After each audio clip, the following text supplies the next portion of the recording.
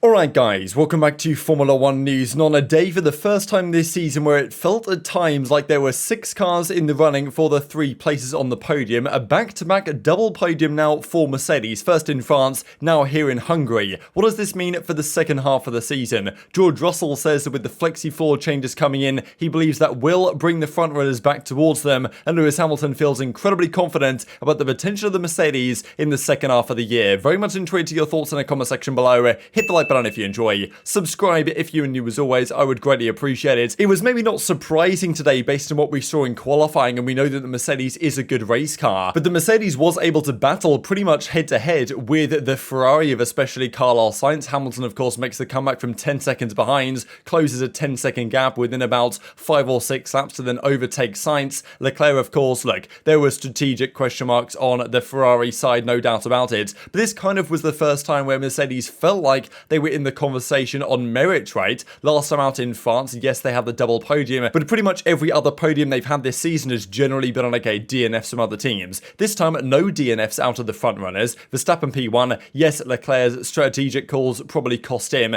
P1, P2 at worst, effectively, based on the way the race was going, but regardless, Hamilton would have had a podium on merit. He was quicker than Sainz, both Mercedes comfortably quicker than Perez in the other Red Bull, so, you know, the first time really where Mercedes will take, I'm sure, an awful lot of confidence from getting pole position, and Hamilton was saying, well look, if I didn't have the DRS issue on my final lap of qualifying and I was able to put it on the front or the second row, it could have been Hamilton, right, who was here, you know, winning this race instead of Verstappen at the end of the day. Another record actually that Hamilton broke today, breaking Bill Vukovic's 67-year-old record of the most laps led at a single venue. I think he led 3 or 4 laps today, and that was enough to break one of the oldest records in motorsport, so quite something again for Hamilton, writing his name into the history books. And yes, look, we know that Verstappen is pretty much away and gone at the championship at this point. He can have 3 DNFs in a row and still lead the Drivers' Championship. That's how dominant his lead presently is. So Verstappen is going to be the world champion. Red Bull are almost certainly, based on the way things are currently going to be the world constructors champions. But how close can Mercedes get? Can Mercedes get P2 in the constructors, or can they even get P2 in the drivers? Because between Leclerc, Sainz, even Perez, Hamilton and Russell, it's probably all to play for P2 when we look at the standings here in just a second. These were the final race results, but this is the question that Russell has been asking as to what exactly is going on with the difference in pace between both Red Bull cars, the fact that the last 2 weeks now Perez has been nowhere near his teammate in Verstappen, some rumours going around that this new floor the Red Bull will have to use based on the new technical directive coming in from Spa in 3 weeks time after the summer break is what Perez is currently using, and Verstappen has the older, faster spec that is going to be outlawed. And could that possibly be why Perez has fallen off the pace by several tenths of a second a lap seemingly than what Verstappen is currently doing, well, last week and this week itself, despite the fact that Perez was so close to his teammate for the majority of the season. That's given Mercedes an awful lot of confidence. Toto Wolff is saying, well look, Lewis Hamilton drove a phenomenal race, was the fastest driver on the track towards the end, had an absolutely mega final stint of the race as well on those soft tyres, and probably would have won the race if it hadn't have been for his DRS failure in qualifying that put him where he was, as opposed to where he could have been pretty much right at the front with George Russell. So I'll share a couple of clips here. Firstly from Lewis Hamilton, really excited about the second half of the season and the progress the team has made.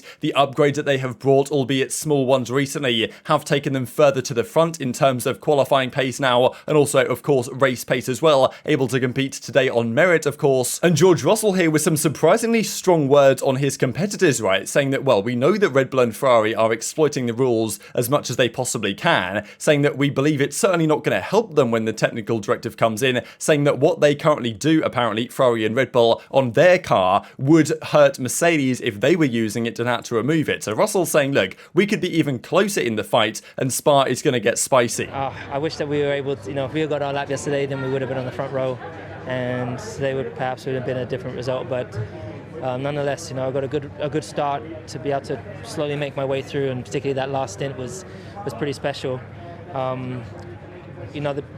If you really kind of look at Max's race, he started 11th and spun and still won the race by 10 seconds. That says pretty much everything about their car. We found something, and we've obviously got a little bit closer, and now we're able to compete with the Ferraris, and I honestly think if in a straight out race we might not be that far behind Max. So I'm really excited about the second half of the season. Proud of my team for not giving up. There's no doubt we're making progress. As a team, we were finishing, almost a minute behind the race win at the start of the season.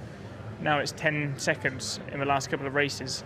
If we can continue on that path, we'll definitely be in the hunt. Spa's going to be interesting. There's some changes to some little regulations which may bring other teams towards us.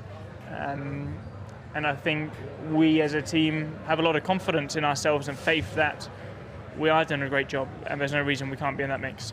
So this ruling on the flexi floors that comes in Spa, you're expecting that to bring you closer together? Because there are rumours, there is speculation that a couple of the teams that are quicker than you have been using something that's given them an advantage there, which they will no longer be allowed to do. There is no doubt that there's, Ferrari and Red Bull have pushed the regulations in that regard, and we've sort of respected it as the regulation was intended. But there's no guarantees that it would bring them closer to us. We know if it was on our car, it would make us slower.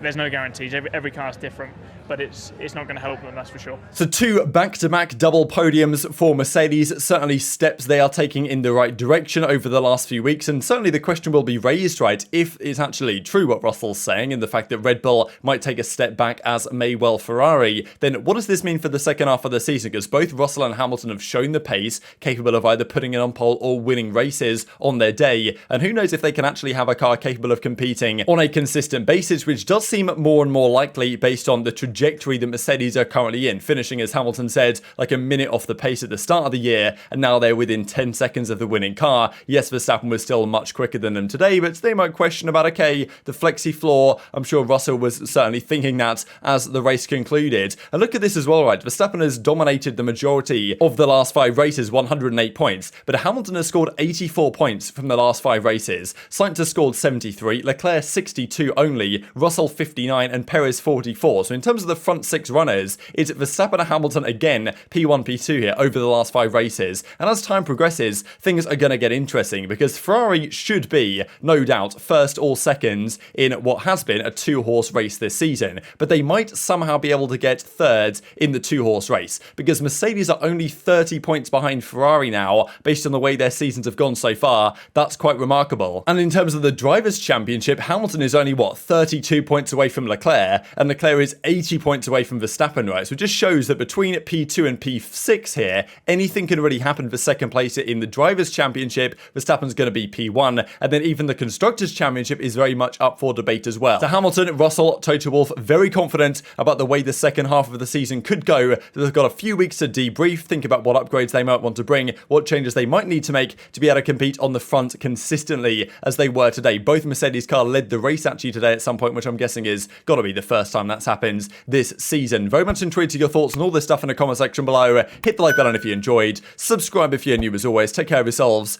and I'll see you next time.